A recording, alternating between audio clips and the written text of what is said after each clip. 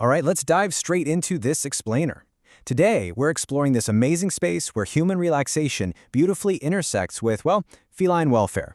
We're going to look at the incredibly heartwarming story of Goshen, Indiana's very own Catitude Cafe. And then we'll pair that with the fascinating behavioral science that makes environments exactly like this actually work for the animals involved. It's just a brilliant look at community, compassion, and biology all rolled into one. It really all started with this one incredibly powerful question. Brenda Summers had spent nearly 30 years as an elementary and middle school teacher, and she loved her students, for sure, but the job was stressful. So back in 2019, she began this dream builder journey, just to kind of envision a new chapter. By 2020, she was asked this exact prompt: what would I love my life to be if time and money were no object? And that single provocative question, it sparked a massive vision that would eventually completely transform a corner of downtown Goshen. Section 1. The Cat Cafe Dream, from classroom to cat lounge. So, Brenda's vision evolved pretty rapidly. In 2020, her initial baby dream was honestly simply to create a cozy cat reading room. But she didn't realize this dream alone. She partnered up with Jennifer Gillespie, the owner of Here Kitty Kitty Rescue, who actually had her own 10-year dream of starting a cat cafe. Together, their perfect timing led to the opening of Catitude Cafe. And looking to the future, Brenda has this amazing long-term goal called Mobile Catitude. The idea is to take a cat tent out to elementary schools for struggling readers and to retirement homes to help bring some joy and reduce stress for seniors. How great is that? Section 2. Goshen's Feline Community Hub, more than just coffee. And the cafe's community impact is just brilliant. It is so much more than just a place to sit and sip a beverage. They host these unique events that bring people together for genuine, honest-to-goodness stress relief. For example, they host Story Time with Cats every Thursday for kids, which is such a fantastic way to encourage early literacy. They even offer cat yoga with instructor Sarah Klassen, blending mindfulness with some furry companionship. Plus, they're heavily involved in local events like the Goshen Gives Back First Fridays, where they actually donate a percentage of their sales directly back to the Here Kitty Kitty Rescue. So as a visitor, you get to step right into this incredibly cozy, totally stress-free environment.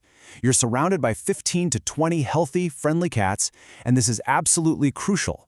Every single one of them is fully vaccinated, spayed or neutered, and totally ready to find their forever home. It's literally an absolute haven for cat lovers looking to just unwind. Now that sounds absolutely perfect for us humans, right? But it brings up a really crucial question that we've got to ask. Cafes are undeniably great for human stress relief, but how do the cats actually feel about living in a bustling commercial environment? Section 3. The Science of Cat Cafes, a Feline Perspective. Well, to understand this, we can look to a recent 2025 behavioral study published in the Animals Journal by researchers at the Swedish University of Agricultural Sciences, and it's really eye-opening. You see, domestic cats originated as solitary predators. Unlike dogs or other pack animals, cats actually lack natural conflict-minimizing signals. They just don't have them. So, navigating a busy cafe filled with an ever-changing roster of unfamiliar humans and unfamiliar cats can be a highly complex and potentially overwhelming environment for them to deal with every single day.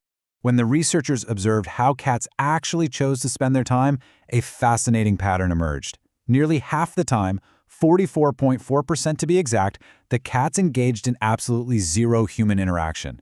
A cat choosing to completely ignore us? Shocking, I know. But jokes aside, this strongly emphasizes their biological need for independence, quiet time, and autonomy, even when they're living in a highly social setting.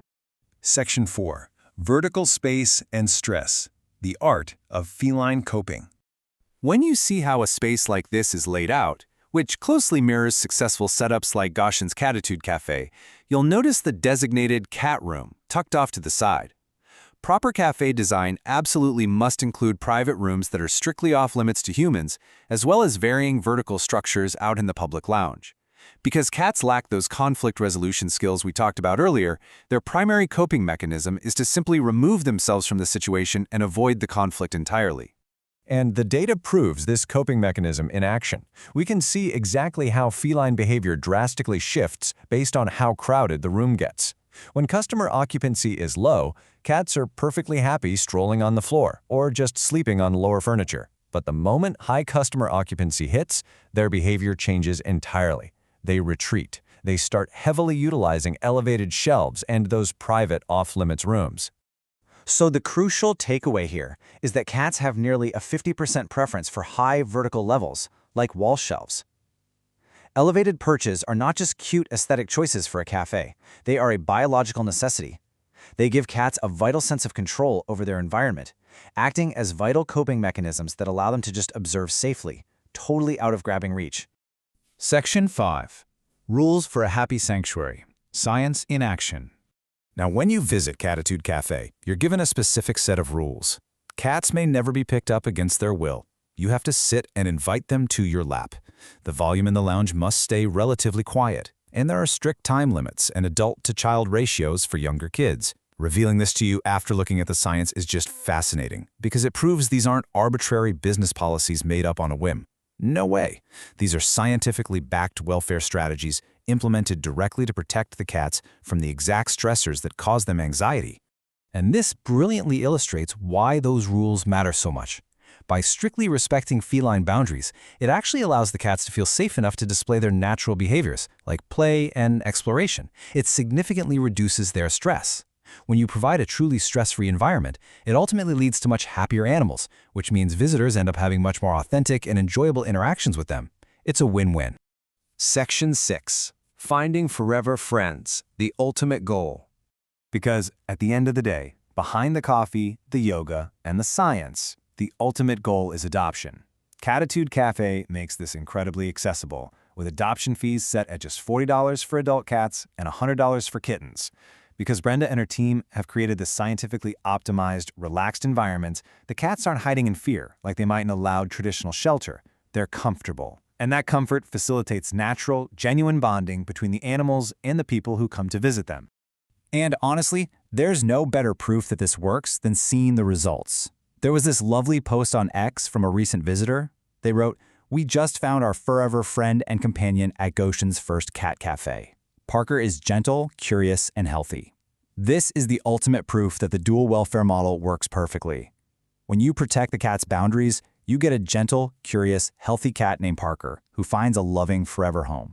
It really is such an inspiring model of empathy and science working hand in hand. So as we wrap up this explainer, I want to leave you with a thought. We've seen how intentional design, respecting boundaries, and understanding behavior can create a thriving environment. What steps can you take to create a stress-free sanctuary in your own life? Think about the environments and the boundaries that help both you and the pets you love truly thrive. Thanks so much for diving into this with me, and I'll see you next time.